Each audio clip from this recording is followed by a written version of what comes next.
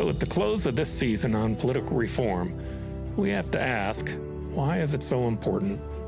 Here we are, the greatest superpower ever. What we have created is special. It's done more to move human progress forward than any other country at any other time in history. So it's just fair to ask, why reform the political system at all? Well, the answer lies in understanding how we created this great prosperity. We have prospered and created more wealth than any other nation in history because we empowered the individual over the collective. And through this, we created unbelievable innovation, discovery, and moved the human condition forward. We did so more than in any other time in history. We released something very powerful by our focus on the individual, the human spirit. We empowered the individual in the Declaration of Independence with, "We hold these truths to be self-evident, that all men are created equal, and that they're endowed upon by their Creator with certain inalienable rights." We empowered the individual in our Constitution with the Bill of Rights, the right to free speech, assembly, religion, and protected property ownership. We placed those rights above the rights of government, and we've prospered because our courts limited the power of government, forcing them to observe those rights. By holding the genius of the individual above all else, we enriched the collective, but we never put the collective over the individual. And yet you'll find many individuals who put the collective over their own personal interest. These are the people that we call heroes. You'll find these heroes everywhere in America. You'll find them in the firehouse, police stations, and our schools. You'll find them on our military bases, aircraft carriers, submarines, fighter jets, intelligence, and forward positions. And you can find them in ordinary people who struggle to pay their bills, to keep their kids in school, who work hard, people whose only lobbyist they can afford is the one that they elect. And you'll find so many heroes in the entrepreneurs who test the standard, who challenge the status quo, who push the thinking to cure cancer and extend human life, and create cars that drive themselves. For that matter, the entrepreneurs who hire men and women, who struggle to make their payroll or lose sleep at night, worrying that they can keep their doors open. We fully embrace the right of every individual to speak, even those extreme factions on the right and the left that don't believe in the priority of the individual. Those who categorize everyone as part of some group, and usually the group that they identify as by is our gender or our race. They have a dystopian view of power. They believe that power is designed to oppress people.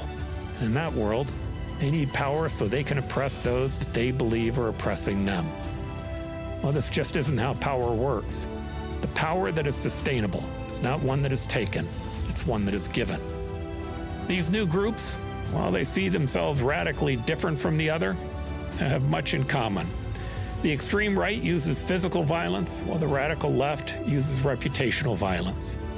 The right tells us about white genocide, while the radical left tells us about white privilege. Neither one of them believe in the wise words of Martin Luther King to judge one by the content of their character and not by the color of their skin.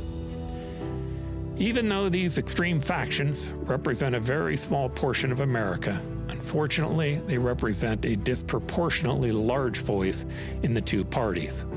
The parties that have created a monopoly to keep out other voices by gerrymandering districts now have over 70% of the 5,000 elective offices with no competition in the general election.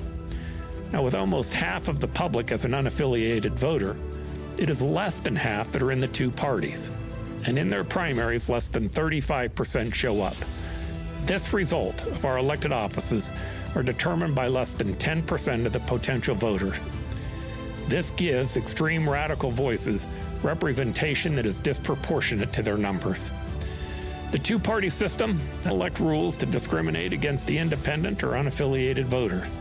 Independent and unaffiliated voters, who make up almost half of the voters, end up having to get 10 times the amount of signatures if they decide to run for office. Independent voters, while their taxpayers' dollars are used to pay for the primary, are excluded from participating, where the barriers are so high that it's nearly impossible that they can participate. All of this is creating elected officials who no longer are willing to talk to one another, who use the process to push petty objectives, who will destroy all that is good about America to gain political advantage over the other. And the elected officials who try to stand up against the extremes, well, they end up being threatened in their primary. Our politics is underrepresenting what is great about America. But I see how even on this, the incredible power of the individual is going to overcome it. Today, over 49% of the public say they are independent. This represents 44% of the registered public. These people on both the right and the left, but they want to be known as individuals and not part of a group. They no longer want the party to represent what they believe. John F. Kennedy once said, "Let's not seek the Republican answer or the Democratic answer, but the right answer." Jefferson said, "If I had to go to heaven with a party, I'd rather not go at all." From Washington to Ronald Reagan, there was a profound belief in the individual. It is indefensible to be unfair to independent voices who bring fresh perspectives, new ideas, and a commitment to the common good. These citizens deserve to be seen by their government as equal. Our country is big enough that we can hear the voices of all Americans. Every individual must be seen as an equal. Now, our greatness, as I said, comes from a system that promotes the individual, free markets, human rights, and democracy. We believe in a system that upholds the fundamental right of every individual, regardless of their background, race, religion, or political affiliation. We must promote competition, not only in the marketplace, but in our political system, to ensure that the best ideas rise to the top and that the voices of all Americans are heard. We believe if we empower more individuals, the system based on the individual has the best chance to flourish. So this is a call to a new generation of Americans to join this noble cause, to rise above partisan differences, and to work towards a brighter future for a great nation. So we spoke about heroes earlier. Well, in America, you can find these men and women in cemeteries across the U.S. American revolutionaries who risked their fortunes and lives in battles like Charlestown, Saratoga, or Bunker Hill, or the 50,000 who died in Gettysburg in the war to end slavery. Those who died in the jungles of Vietnam, the deserts of Afghanistan, the island caves of the South Pacific, or the freezing cold in the forests of Europe and the beaches of Normandy. And you want to know where they came from? They came from beach towns in California, the heartland in Texas, the high-rises of New York, and every small town from coast to coast. They didn't sacrifice as red or blue voters. They sacrificed as Americans. Mankind owes a debt to those who sacrificed to protect the rights of the individual above all else. Washington, Jefferson, Lincoln, people like Harriet Tubman and Martin Luther King. You can be so proud of what you belong to. Honor them by being kind to other Americans. To those Americans you find disagreement with, just call them brother or sister. If you want to be patriotic, quit insulting other Americans. Don't hurt the people you love for the people you don't even know.